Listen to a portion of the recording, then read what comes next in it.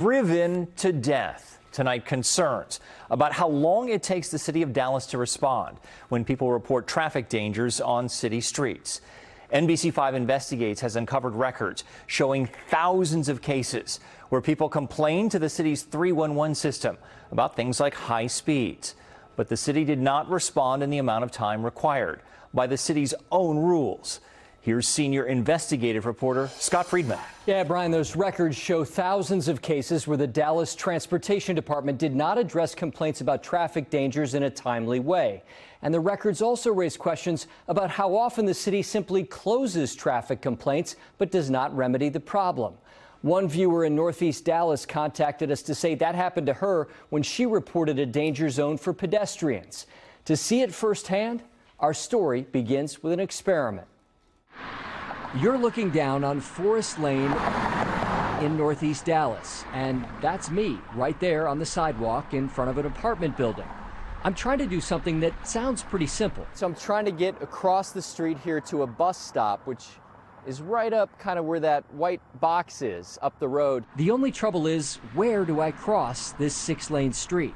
There's no crosswalks here anywhere behind me, so to do this, I'm going to have to go all the way down the street to find a crosswalk and then get to the other side. So I'm off. Let's see how long it takes. 2 minutes later, I'm passing another apartment complex. Still no place to cross. After 3 minutes, I can finally see a crosswalk now. It's still about a half a block down. Another minute later, I reach the stoplight. So after about a 4-minute walk and then a 2-minute wait at the light, I can finally get across the street. Now I have to go back up the hill. So it's been 10 minutes.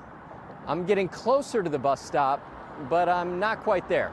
Eventually, I have to cross the entrance to a neighborhood. There's no crosswalk marked here either, which is maybe why one driver didn't seem to notice me crossing. Whoa, somebody turned right in front of me.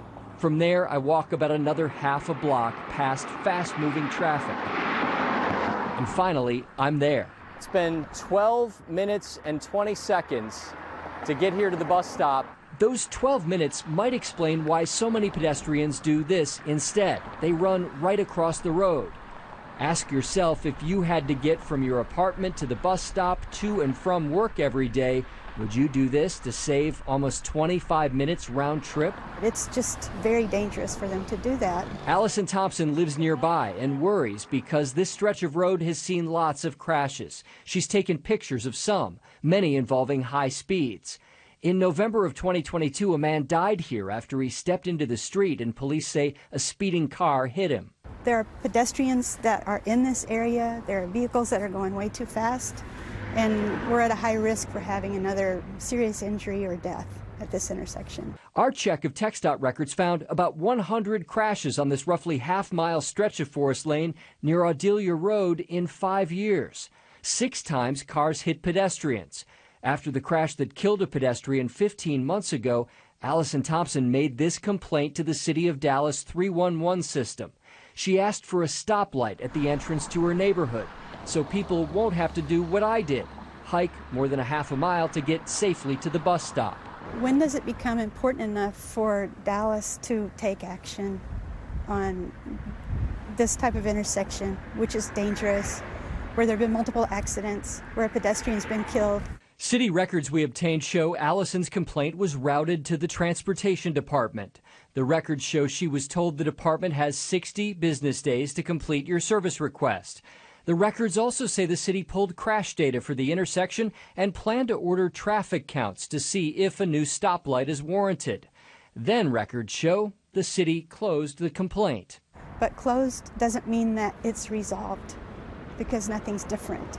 NBC5 Investigates discovered Allison is one of 5 people who made 311 complaints about speeds in this area. In January of last year, another resident requested a speed limit change, saying this area of Forest Lane is deceptively sloped. Jaywalking is awful too, which makes higher speed more dangerous. The records show that complaint was left open for more than a year. The city's own service rules say speed limit change requests should be closed within 45 days. But we found thousands of times the Transportation Department misses required target dates for completing 311 requests. The 311 data we reviewed shows more than 10,000 times in roughly 4 years the department missed the deadline. Another 2,900 311 complaints were marked as overdue for response. More often than not, the department does close complaints in the required time frame. The records show in more than 177,000 cases the department met the target. But what's not clear is how often the city took action in those cases. Remember, the complaint Allison Thompson made was closed on time, but the intersection looks the same more than a year later. Is it a little misleading to see that the complaint's been closed? Yes, and it also makes me wonder what that means. In a statement, a city spokesperson told us just because a status is closed does not mean that complaint isn't still being addressed by transportation and/or other departments. The city has told us a traffic analysis of this location on Forest Lane is still in progress. I just don't know how much longer we have to wait. And somebody's already died here.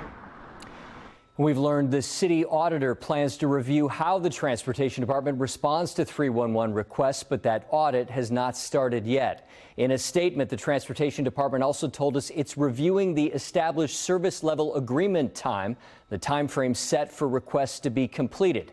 The department said the time frames may be extended to more accurately reflect the time-intensive process for reviewing the volume of requests received.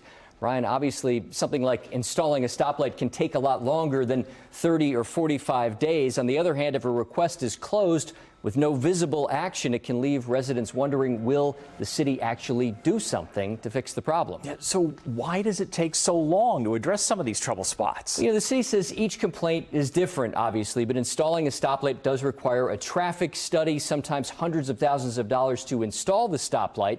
And in a recent city council meeting, some council members said they would like to address how to speed up that study process so the Transportation Department can respond to danger zones more quickly. All right. Thank you, as always, Scott. Now, if you have a trouble spot you want the NBC5 Investigates team to check, send photos and video to ic@nbcdfw.com with a short description of the danger. Please include that short description.